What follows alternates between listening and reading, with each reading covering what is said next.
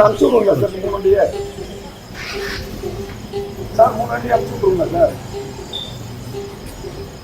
Sir MLA ஒரு sir இருக்காங்க, காவி வேஷ்டி கட்டி நெத்தியில் பட்டையாக திருநீரை அணிவிச்சு கழுத்தில் மாலை போட்டிருந்தா மட்டும் மக்களை ஏமாற்றலாம். ஆனால் கடவுளை ஏமாற்ற முடியுமா சொல்லுங்கள்? படிக்கிறது ராமாயணம், இடிக்கிறது ராமர் கோவில் அப்படிங்கிற பழமொழி நம்ம சேகர் பாபு அவர்களுக்கு தான் பொருந்தும்.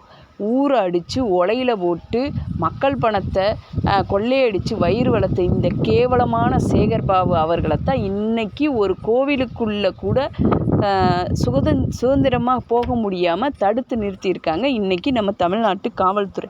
ஏன் அப்படின்னா, ஆடி கிருத்தியை முன்னிட்டு இன்றைக்கி திருத்தணி கோவிலுக்கு சேகர் பாபு அவர்கள் போயிருக்காங்க.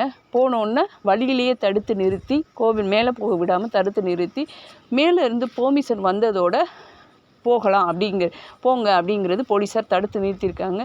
இங்கேருந்து போலீஸாரும் ஃபோன் அடித்து யாரோ அறநிலைத்துறை அமைச்சர் சேகர் பாபு, யாரா அந்த சேகர் பாபு அப்படிங்கிறத மேலே அங்கேருந்து கேட்டிருக்காங்க. அதுக்கப்புறம் இவங்க வாக்குவாதத்தில் ஈடுபட்டு அதுக்கப்புறம் மேலே அனுப்பிச்சிருந்துருக்காங்க. எத்தனையோ மக்கள் தண்ணி இல்லாமல் அந்த வெயிலில் நின்று வரிசையில் போகும்போது, ஏன் திருப்பதியில் நிற்கிற, இங்கே திருச்செந்தூரில் நின்று போக மாட்டியா நீ அப்படின்னு சொல்லிட்டு மக்கள்களையே அவமரியாதையாக திருச்செந்தூரில் நடத்தின இந்த கேவலமான சேகர் பாபை தான் இன்றைக்கி அதே போலீஸு தடுத்து நிறுத்தியிருக்காங்க. கர்மா விட்டால் கூட கதிர்வேலன் விடுவானா அப்படிங்கிற மாதிரி தான் இன்றைக்கி சேகர் பாபை தடுத்து நிறுத்தியிருக்காங்க. இந்த சொல்லுவாங்களா, ஆளே இல்லாத கடையில் எதுக்குடா டீ ஆத்துறீங்க அப்படிங்கிறது மாதிரி 500 பேர் கூட வராத குன்னூர் விநாயகர் கோவிலில் 10 லட்ச ரூபாய்க்கு கார் பார்க்கிங் கட்டின நம்ம சேகர் பாபு தான். அதை கேட்க பேசலை அப்படின்னு சொல்லிட்டு சட்டசபையில் சொன்னாங்க. சிஎம் பேச ஆரம்பிச்சனும் எந்திரிச்சு வெளியே ஓடினாங்க.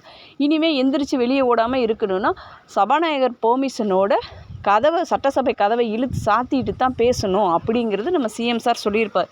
அதுக்காக தான் நம்ம தூத்துக்குடி விளாத்திகுள அமைச்சர் மார்க்கண்டேன், நீ சட்டசபைக்குள்ள வா, உன் எலும்பை உடைக்கிறேன் அப்படின்னு சொல்லிட்டு 15 நாள் அவரை உள்ளே வச்சு பாளையங்கோட்டை சைடில் எலும்பை உடைச்சி இப்போ வெளியே அனுப்பியிருக்காங்க.